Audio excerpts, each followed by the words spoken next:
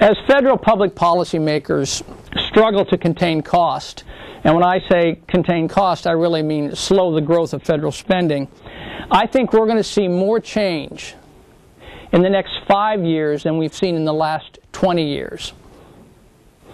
So what happens in Washington is keenly important to you, your institution, your community, and your families. So what the President is up to, what the Congress is up to, even what the Supreme Court is up to is very important. But to understand all those different pieces and how they fit together or not, one has to understand the players, the politics, the policy, and yes, most importantly, the pay-fors, the money piece of this. Because at the end of the day, they always ask, how are we going to pay for this? So in a very candid and nonpartisan way, I want to talk about those things. How did we get to where we are today? I think it's important to understand the context of how where we are fits in, where we've been, so we can have a better understanding of where we're going. Also, I think we have to ask the question, why can't lawmakers agree? How do we move beyond the rhetoric towards results and ultimately the reality of the situation that you live in every single day? We also do have to look at the money, the federal financial puzzle, or some would say the federal financial nightmare, depending on your perspective. Also, the proposed solutions. There have been a number of solutions, but we have to ask the question, why can't they come to closure on a number of solutions that have been that are out there today? But most importantly, I think the question is, how do you fit in to all of these issues? And what role can you play in a constructive and positive manner?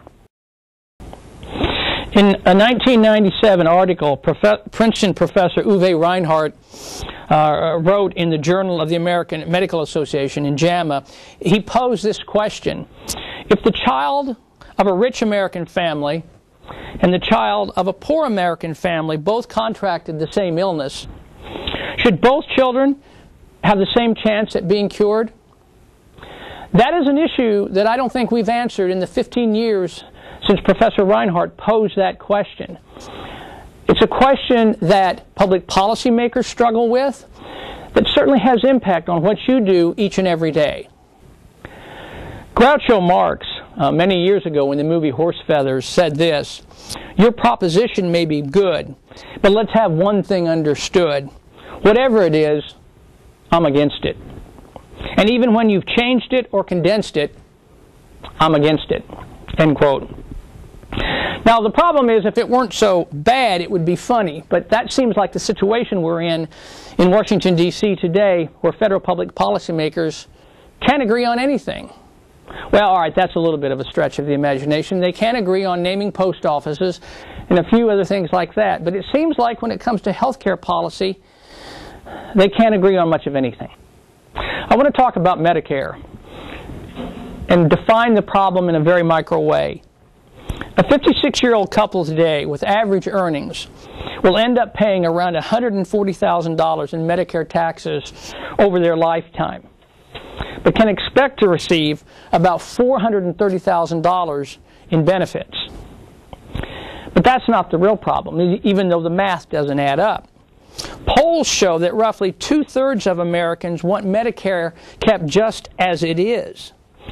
Even 7 out of 10 self-identified Tea Party people who oppose cuts don't want that change made.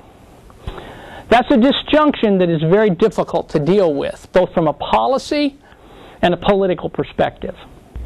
At the macro level, the federal policy discussion on the changes in the delivery and the financing of health care are pretty straightforward. What we have is too much demand and not enough supply, and an inability or a real difficulty in saying no. But I think at the micro level, it gets even much more difficult.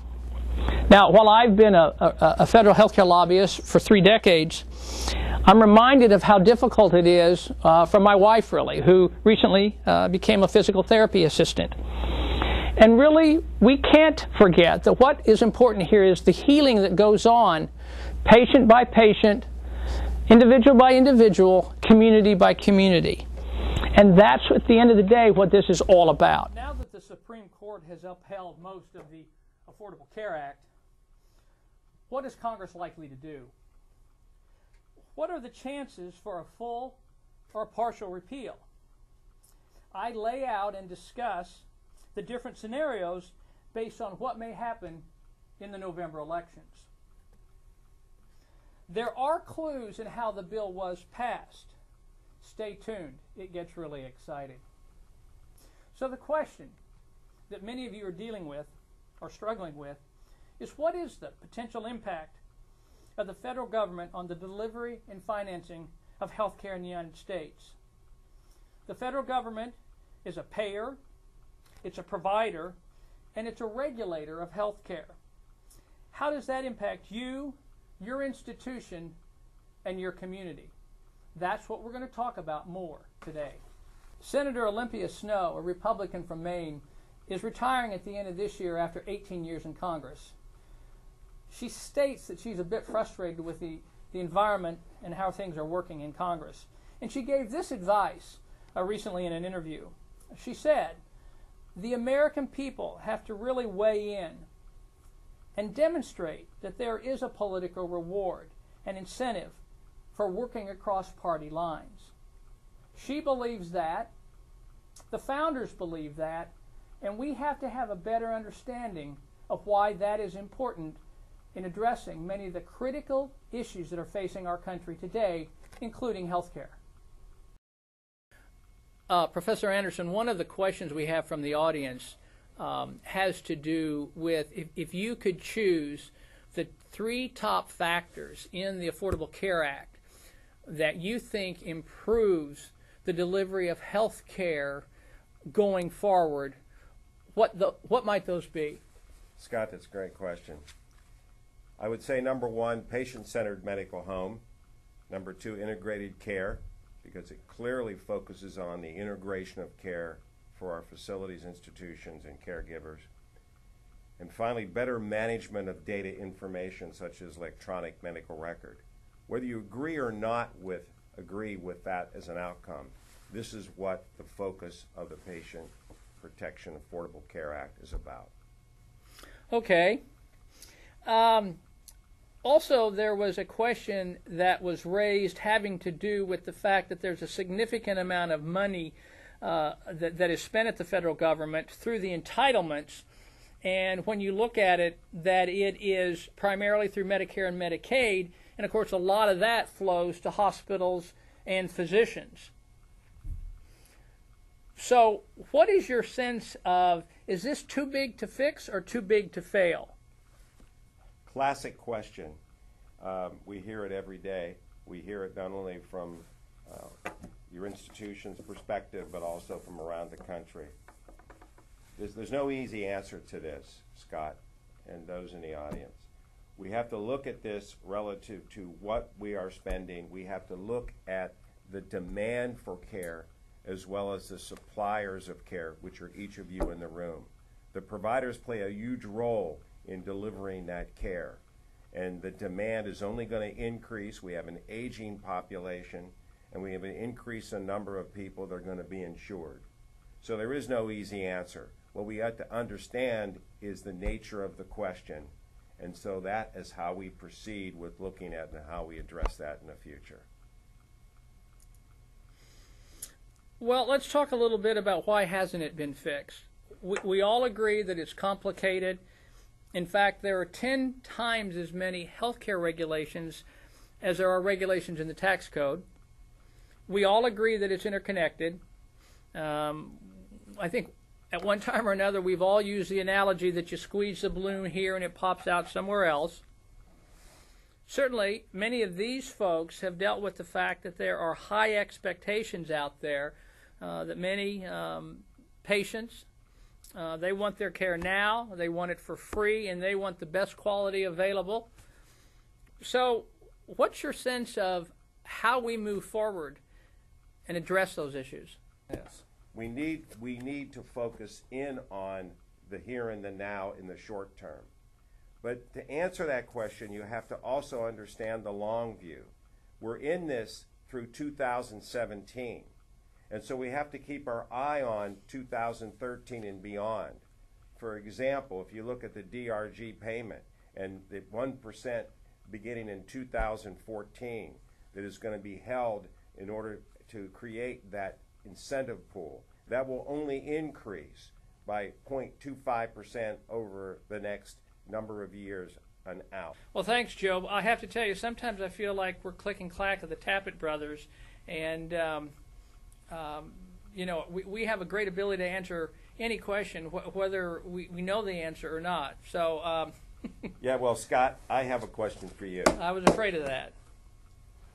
Our country is so polarized, and those in Washington believe that it can be fixed. Well, Joe, you know, people tend to forget that we've always had strong beliefs in this country. If you go back to the founding of this country, even approving the Constitution was a very difficult process between the Federalists and the Anti-Federalists. And so that's part of our culture. And I actually think that if we at least can get some resolution, a constructive debate is helpful. Unfortunately, anymore the debate just is not constructive. I guess I would also make the observation that recently Senator Olympia Snowe, a Republican from Maine who served in the U.S. Senate for 18 years, she's retiring. She said she's a bit frustrated, but she does give us an important piece of advice. She says that the American people have to really weigh in and demonstrate that there is a political reward and incentive for working across party lines. And I know the partisans on each side of the aisle don't necessarily like to do that. At the end of the day, that's what makes good public policy. Well, my final question is then, we the people have the opportunity in November to make a difference. That's true. Will that make a difference? Will that send the message once and for all to Washington that we cannot put up with how we are polarized? I think people have to carry that message to their legislators that they don't want a political debate. They want policy successes. They want to ask the question, does that particular policy make sense? Does it hold water? Does it help people in their communities? And that's the message they have to carry, and that they fully expect legislators at the state and federal level to work together to solve problems. Now, we're going to hold you to this. That's fine.